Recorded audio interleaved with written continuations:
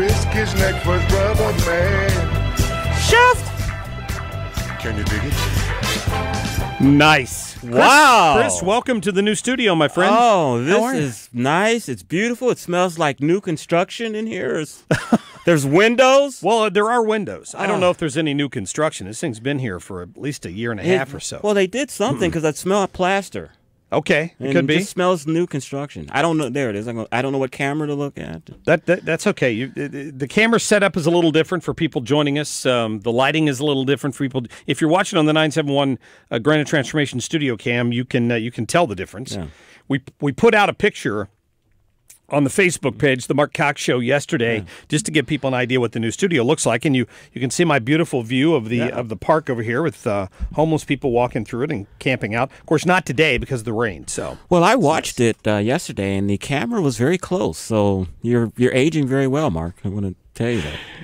I joked because, if you've ever used one of these little portable cameras that they attach to the top of a computer monitor, it's not always the most flattering picture. Plus, sometimes I stand up when I'm talking about something. Sometimes I'm sitting down in the chair. And if I don't remember to adjust the camera, you're either looking up my nostrils or you're looking at the top of my head. We've just had a technical glitch. I just lost all sound in my headphones. Oh, really? Yeah. Well, they should have a knob over there somewhere where they're plugged in. Well, I was hearing everything, and then all of a sudden it just went out. Okay, well, and I turned it up. Okay, there you go. So you bumped it or something. Hey, you mentioned it earlier, and I want to give you this bottle of wine from Becky and I for your 25th. Oh, how nice of you! So. Very kind. Thank you, sir. You're gonna have to take your headphones off, or you're gonna walk over. Look at that. We need some wireless in there. All right, a little cab. Becky is part of Appreciate that. Becky is a wine investor in a wine club. It's $40. Wow. And she's an angel investor in that. They send her different bottles of wine every month. Very nice. I almost did that with some bourbon club all the time. They do that with some bourbons where you pay a certain fee and they send you samples of it each month. And you're an angel investor? Oh, okay. Yeah. So, nice. That's so good. Enjoy. Well, thank you. That's these new studios. Can we just talk about these studios for the next half hour? Wow. Well, there's probably not a great deal they could do to improve the quality of the product of 971, but they've managed to do it here because you may notice a difference in how the shows sound. Yeah. And to people who aren't technically oriented like me, I didn't realize what it was, but it's a sort of an analog versus digital kind of sound difference, and that's what you're getting out of this studio is the more of the digital version of talk radio. Oh, okay. Well, see, I can't wait to host. I love technology when I don't have to figure it out. That's good. And kudos, by the way, to the engineering staff here at Intercom St. Louis. They've done an amazing job. They spent all night Sunday night moving this stuff over. In fact, we were afraid you would go to the wrong building today. I saw that you sent me a text to make sure, just to make sure you remembered. And I was like, 1 Memorial Drive, right?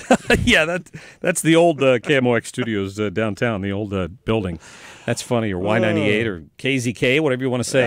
Yeah. Now we're all in the same spot. That's good. Very Hey, I was looking at the headlines yesterday. I was really surprised, and I don't know if you've gotten any feedback on this or not, because I know you're in contact with a few people regarding this Greitens case. Mm-hmm.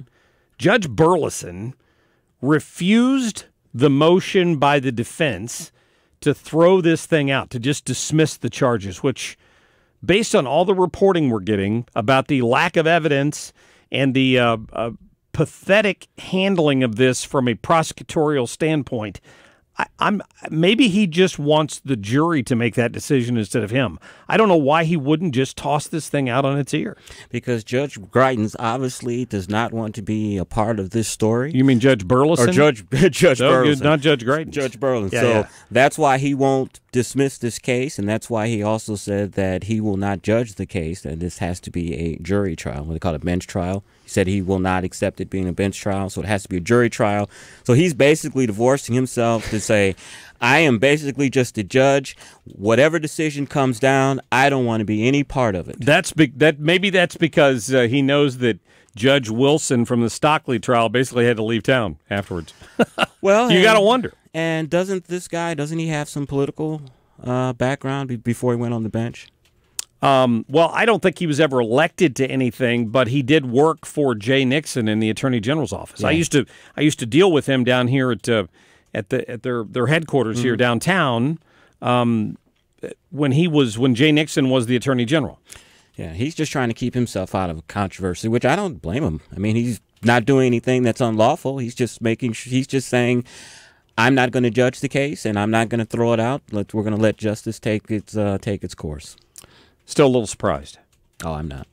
What about Jeff City? What about the political aspect of this? Because I know they're looking into it down there. They got at least one committee, if not two, looking into this. And then there's the question. Now I see that Kim Gardner's trying to bring up this email question, this Concur or whatever it's called, this email system that deletes emails the minute they're sent. Confide. Yeah. She's claiming that he used that to transmit the picture, but then the email disappeared because he was using this system, which is complete conjecture, because even if it happened, there's no proof of it. And I think, I'm not an attorney, but it sounds like to me she's basically saying we don't have the picture, and the reason why we don't have the picture is because he used Confide to send the picture, and now it's gone. But just believe us. Guess what? Your SOL would be one way to judge that. But just believe us, because everything. Is that a legal term? What?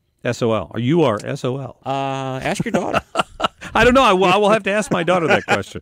That's a good question. I don't know if you can use that as a legal defense or not. I don't. No, I think somewhere where ignorance of the law is not a defense. Is that somewhere? Maybe that's part of it. I saw that on a Matlock interview once. So Kim Gardner ignoring Missouri state law and using a defense attorney as a special prosecutor should not be an excuse. She should be in trouble for doing that as well. Well, we'll see what happens. I think that this case with the governor, with these infidelities and pictures or not pictures, I think this is going to be. He's not going to be acquitted.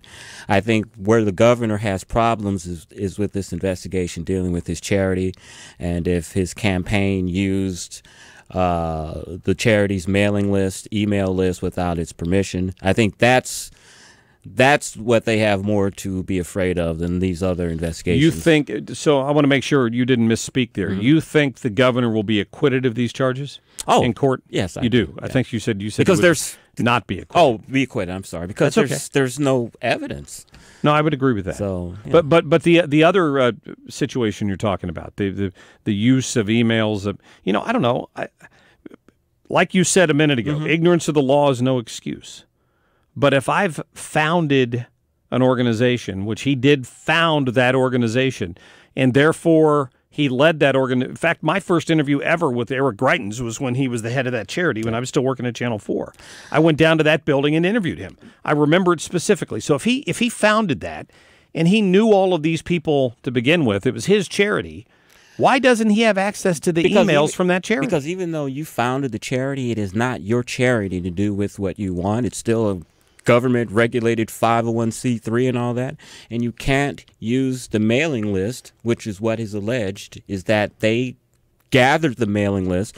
The person that is the head of the charity now says they don't know how they got the list. So, I mean, there's questions of was this list gotten illicitly from someone and mailed to them? And he doesn't own that list just because he founded the charity. This is what Hawley's looking into, right? Hawley's looking into that also, and then allegedly there's the FBI supposedly looking into that. Really? Yeah.